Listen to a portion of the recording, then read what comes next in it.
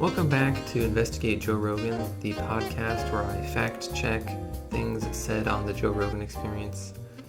Today I'll be looking at episode 1501 with James Lindsay. Most of what was said in episode 1501 was either true or more a matter of opinion. I think that even a person who disagreed with his interpretation would agree that he has the facts correct. Obviously, somebody with a more liberal view would disagree with his opinions, but they would agree that he at least has the facts right. A few things in this episode, though, are wrong, and I shall address these things. The first is that Lindsay connects the famous Jonathan Edwards sermon, "Sinners in the Hands of an Angry God," to the Salem witch trials and burning at the stake. He said that this sort of caused all that to happen. Now, "Sinners in the Hands of an Angry God" was first delivered in 1741, and the Salem witch trials were in 1692. So this particular sermon and the Great Awakening in general were not the cause of the Salem witch trials.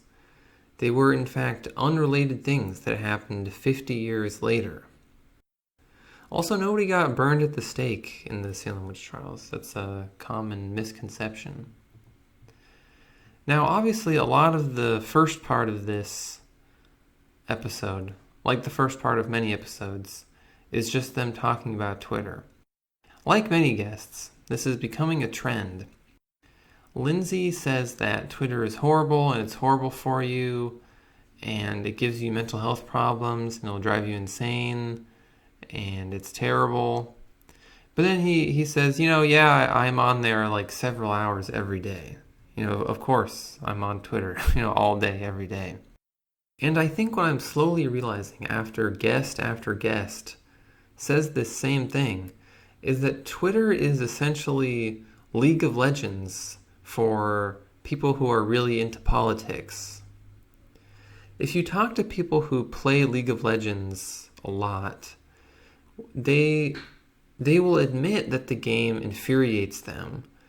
They're shouting at their, teammates. They're having like rage-induced aneurysms. It keeps them up at night thinking about League of Legends, and they're just furious. But they keep playing it all the time because they've got to, rank up and win and whatever. And I think that's what Twitter is like. These people are sort of addicted to the rush and the anger of insulting and arguing with strangers. It's very strange behavior, but I think I have at last found an appropriate parallel in League of Legends. Now, several questionable things are also said when they talk about health-related subjects. And I would be remiss if I did not talk about Rogan's bizarre supplement diet that he explained in this episode. He says that he takes 5,000 IU of vitamin D every day, 4,000 milligrams of vitamin C every day, and that he gets a 10,000 milligram IV of vitamin C once a week. Now, if you look at the actual, recommendations for these things by doctors, what you see is that for vitamin D, only 600 IU is recommended daily, and that 4,000 is what's known as the tolerable upper intake level. Tolerable upper intake level is essentially the maximum daily average that you could take of something where there's no risk of adverse health effects for basically any normal person. So not only is he taking way more vitamin D than is necessary, he has actually gone 1,000 IU beyond the tolerable upper intake level. He is truly ascended and is just totally beyond anything and is just vitamin D'd out of his mind. And vitamin C is even worse, because you'll see recommended daily dosages vary. But basically what you'll see is something around 40 to 100 milligrams per day. And he said he takes 4,000 and then gets a 10,000 IV once a week. So why is he doing this? I just don't... I do not understand why he does this. He didn't explain in the episode why, except, of course, his sort of his thought that it will keep you healthy, possibly it will prevent coronavirus. But I would like to get some sort of an explanation for this, frankly, bizarre behavior. There seems to be something about LA, which is where Rogan lives, obviously, that causes people to do strange things like this. There's all the weird Gwyneth Paltrow stuff, and a lot of people in LA are into crystals and magic and oils and things. Maybe the air quality in LA is just so bad that you legitimately do need to take this much vitamin C. You really do need to basically replace your blood with vitamin C and just pump orange juice through your veins to tolerate the pollution.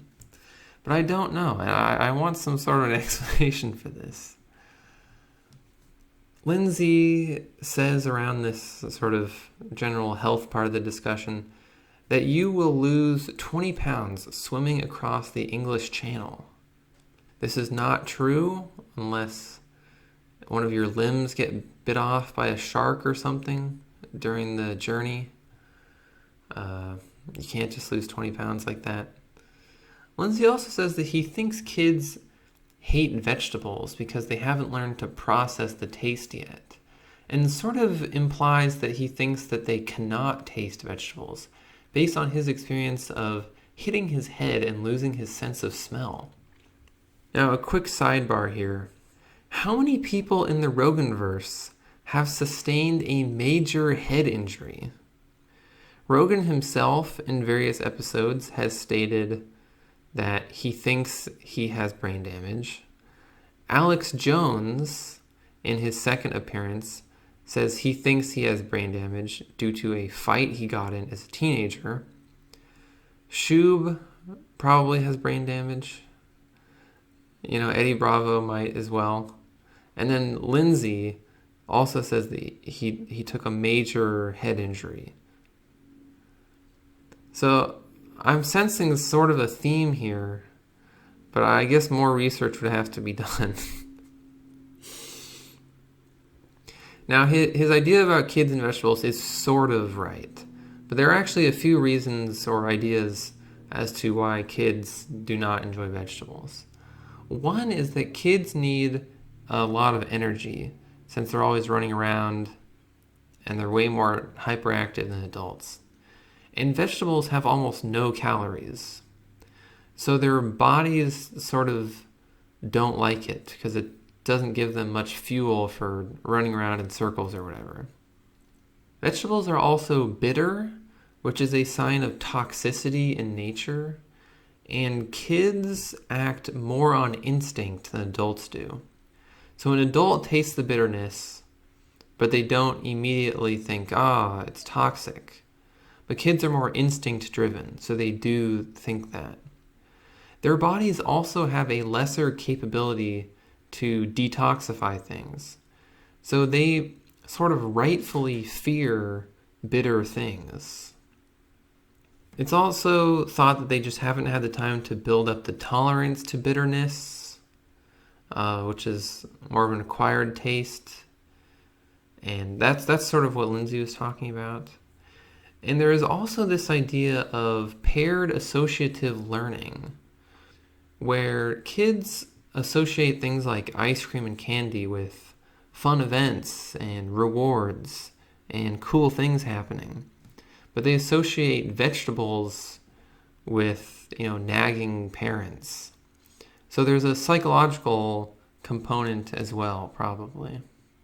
And I thought this was pretty interesting, even though it pretty much doesn't pertain at all to most of what Lindsay talked about. I thought it was cool.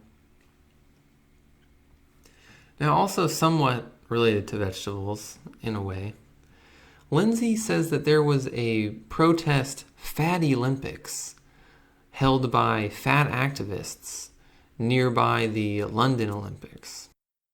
And so I typed Fatty Olympics into my search engine, and I saw horrible things from DeviantArt. So do not look into the Fatty Olympics unless you want your eyeballs to be exposed to some unfortunate drawings. And also, I don't think that the Fatty Olympics are a real thing that happened. I couldn't find anything about them. All I found was nearly spherical Sonic the Hedgehog depictions. And I wish I hadn't. But I get that this is something that fat activists might want to do. It seems like the sort of thing they would do. But I don't think this actually happened. I think there's just a lot of drawings of Sonic that I wish I hadn't seen. Now, something small in this episode, something that most people probably didn't even notice, actually helped me to unlock one of the secrets of a previous episode of Jerry. Lindsay mentions the term redlining, a term which prior to this episode I was unfamiliar with, and it is used to describe instances where people deny services and things to black people without explicitly banning them. So there would be nothing on the books that said, oh, we will not lend money to black people or whatever. But in practice, they just sort of don't. If a black person comes in, they'll just say, oh, you don't qualify, but they don't really give an explanation, and they just sort of casually move on. So if you recall, in episode 1485 of JRE, with Crystal Ball and Sagar, Crystal Ball says that Trump, quote, red lighted with his daddy into 9 black people. And if you recall, I remember saying that I had no idea what she meant by this, and I could not figure it out. But now I understand. What she meant to say was that Trump redlined black people with his dad. She was referring to a 1973 court case where Trump and his dad were sued by the Department of Justice over whether or not they had been discriminating against black people in their renting practices. And the 9 comes from something that happened during the trial. So during the trial, a few people who worked for Trump said that they would secretly label black people's applications with a 9. And this was sort of their code to not rent to these people, if you couldn't tell by their name that they were black. So the mystery is explained at last. What she should have said was, Trump redlined black people with his dad, and they used the code 9 to do this. What she said instead makes it sound like there was some sort of car accident, like he red lighted into 9 people. But now at last I have deciphered what she meant. Now the last thing I'll talk about is towards the end they say Obama was a fan of Derek Bell and a friend of someone who was in the Weathermen. Now the first part of this is true. Obama was a fan of Derek Bell. And when Obama was a professor, he talked about Derek Bell in his classes. But the second part of this is not true. While Obama did know Bill Ayers, former weatherman, there's no evidence that they were personal friends or anything like that. And Bill was trying to secretly convince Obama that they need to bomb people to stop the Vietnam War or whatever. They were just both members of the Chicago political scene and ran in the same circles. They certainly knew each other, but I could not find any evidence to suggest that they were personal friends or anything like that. That is all for this episode. I guess it's another short one. I'm not sure what episode I'll investigate next, but if you have any ideas for what I should investigate, you can email me, or you can message me on Twitter. If you do message me on Twitter, hopefully you will be able to access the website without going insane and getting a rage-induced aneurysm and insulting strangers. But anyway, thank you for listening. Tell all your friends, and see you next episode.